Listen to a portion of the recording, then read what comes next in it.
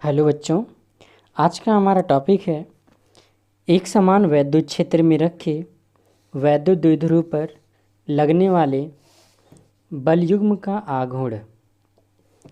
आइए इसको फिगर से समझते हैं। हेडिंग का मतलब क्या हुआ? यहाँ पे जो तीर की दिशाएं दिखाई गई हैं वह एक समान वैद्युत क्षेत्र को दिखा रही हैं। जब एक समान वैद्युत क्षेत्र में किसी वैद्युत द्विध्रुव को क्षेत्र की दिशा में न रख करके उससे किसी कोण पर रखा जाता है, तब उसके सिरों पर बल काम करने लगता है जो इसे घुमा करके वैद्युत क्षेत्र की दिशा में लाने का प्रयास करता है। तो इस प्रकार से बलों का एक जोड़ा काम करने लगता है, इसीलिए हम लोग इसको बल युग्म कहते हैं। यानी पूरी हेडिंग का मतलब हमारा यही हो गया कि अगर किसी वैद्युत द्विध्रुव को वैद्युत क्षेत्र की दिशा में न रख करके अगर उसको किसी कोण पर रखा जाए, वैद्युत क्षेत्र की दिशा से किसी कोण पर रखा जाए, तो उस पर कितना बलयुग्म कार्य करेगा, यानी कितनी बलयुग्म के साथ वह घुमा करके वैद्युत क्षेत्र में लाएगा। चलिए स्टेटमेंट हमको क्या लिखना होगा। स्टेटमेंट में हम लिखेंगे, माना ए बी एक वैद्युत द्विध्रुव है जो -q + q आवेशों से मिलकर के बना है, जिसके बीच की अल्प दूरी 2l है। इसका वैद्युत द्विध्रुव आघूर्ण P है। यह एक समान वैद्युत क्षेत्र E की दिशा से थीटा कोण बनाते हुए रखा गया है, जिससे इनके सिरों पर लगने वाला बल कितना होगा। तो आप जानते हैं जब भी वह एक समान वैद्युत क्षेत्र में आवेश को रखते हैं तो बल काम करने लगता है, और बल कितना काम करता है, F = Q × E। दोनों सिरों पे चूँकि बल बराबर ही काम करेगा, जितना बल इधर काम करेगा उतना ही बल इधर काम करेगा, क्योंकि दोनों आवेश का मान बराबर है। तो अगर हम लोग नेट फोर्स की बात करें तो कुल, चूँकि दोनों बलों का परिमाण बराबर और दिशा विपरीत है, तो दोनों एक दूसरे को कैंसिल कर देंगे। यानी निष्कर्ष यह निकला, इस स्थिति में वैद्युत द्विध्रुव पर स्थानांतरीय बल नहीं काम करेगा, यानी कि ऐसा बल नहीं काम करेगा जो इसको घुमा दे, मतलब वैद्युत क्षेत्र की दिशा में ले चले। इसके पास केवल इतना ही बल होगा कि इसको घुमा दे, रोटेट करे, केवल आगे पीछे नहीं जा सकता है, केवल ये अपनी धुरी पे क्या करेगा, घूमेगा। अब यहाँ पे तो हम लोग बलयुग्म के आघूर्ण का फार्मूला जानते हैं, कितना बलयुग्म कार्य करेगा। तो बलयुग्म के आघूर्ण को हम लोग किससे लिखते हैं, टाउ से लिखते हैं, टाउ या टो बोलते हैं। फार्मूला क्या होता है, कोई एक बल, दोनों बल का परिमाण बराबर होता है, कोई एक बल गुणे दोनों के बीच की लंबवत दूरी, दोनों बलों की क्रिया रेखा, एक बल की क्रिया रेखा ये हो जाएगी और एक बल की क्रिया रेखा ये हो जाएगी। तो दोनों बलों के क्रिया रेखाओं के बीच की लंबवत दूरी, और यह लंबवत दूरी हमारा कितना है, 2l sin थीटा। अब सवाल ये है कि 2l sin थीटा कहाँ से आया, पहले इसको समझ लेते हैं। तो यहाँ से देखिए, जब यह अभिलंब है तो आप यहाँ पे ट्रिग्नोमेट्रिक रेशियो अप्लाई कर सकते हैं। यहाँ से आप साइन थीटा ले लीजिए, साइन थीटा बराबर क्या होगा, आपका लंब बटे कर्ण। अगर आप यहाँ पे कोई नाम दे देते हैं, चलिए नाम दे लेते हैं हम m, तो साइन थीटा बराबर क्या हो जाएगा, BM अपॉन कर्ण क्या होगा हमारा, AB। अब मान रख दीजिए BM को BM रहने दीजिए, A से B तक कितना दिया है, तो 2l है, 2l रख देते हैं। यहाँ से क्रॉस मल्टीप्लाई कर लेंगे तो जो BM की वैल्यू है वो कितना हो जाएगा, 2l साइन थीटा। तो आई होप कि अब क्लियर हो गया होगा कि 2l साइन थीटा कहाँ से आया है, ये 2l साइन थीटा कहाँ से आया है। तो बलयुग्म के आघूर्ण का फार्मूला क्या होगा, टाउ = F, यानी कि कोई एक बल और दोनों बलों की क्रिया रेखाओं के बीच की लंबवत दूरी, जो कि 2l साइन थीटा है। और F की जगह पे आप F का मान रख लीजिए, F = कितना, Q × E 2l sine theta.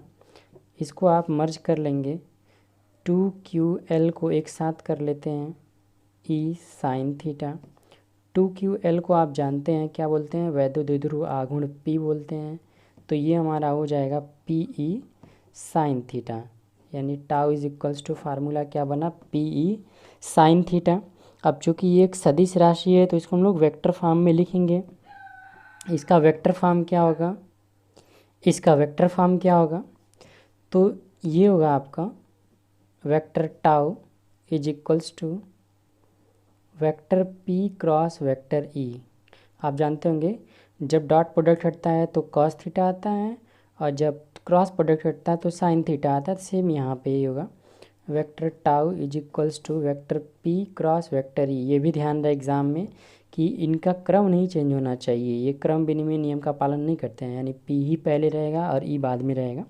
Vector P cross vector ई, इनकी जो दिशा होगी वो क्या होगी, पी और ई की अभिलंबवत होगी, यानी बलयुग्म की आघूर्ण की जो दिशा होगी वह क्या होगी, इस वेक्टर के नियम के अनुसार इन दोनों सदिशों की दिशा की अभिलंबवत होती है। अब हम लोग स्पेशल केस पढ़ते हैं। यहाँ पे स्पेशल केस में क्या मिलेगा, स्पेशल केस में हम लोग पढ़ेंगे कि अगर 0 डिग्री हो तब क्या होगा, 90 डिग्री हो तब क्या होगा, अगर थीटा का मान 0 हो।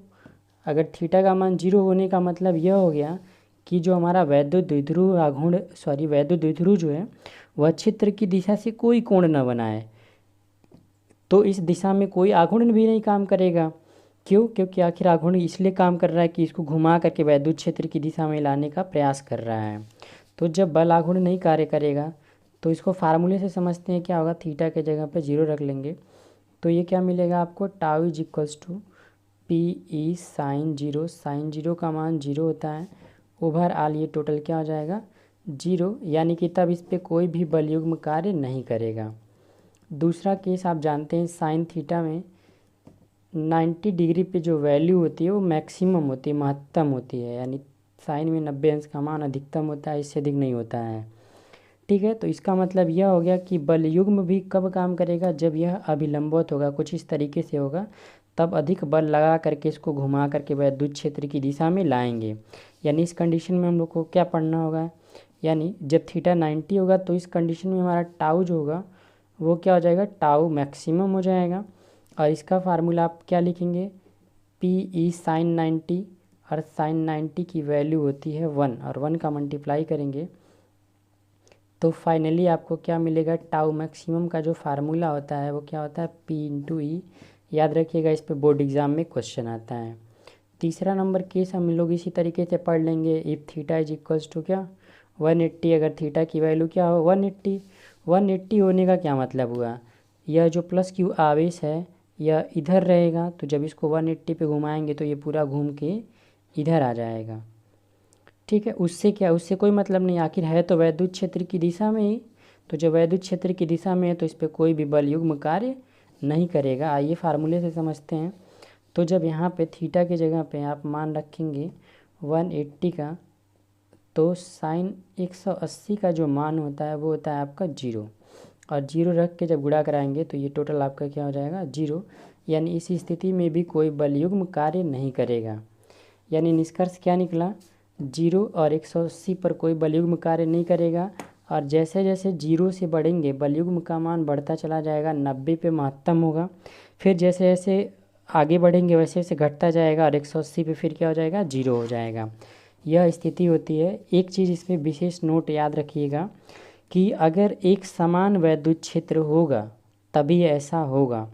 अगर वैद्युत क्षेत्र एक समान नहीं है, असमान वैद्युत क्षेत्र में वैद्युत द्विध्रुव को अगर रखा जाएगा तो उस पर बलयुग्म तो कार्य करेगा ही करेगा, लेकिन उसके साथ साथ एक नेट बल भी कार्य करेगा। नेक्स्ट हम लोग पढ़ेंगे अगली वीडियो में। धन्यवाद।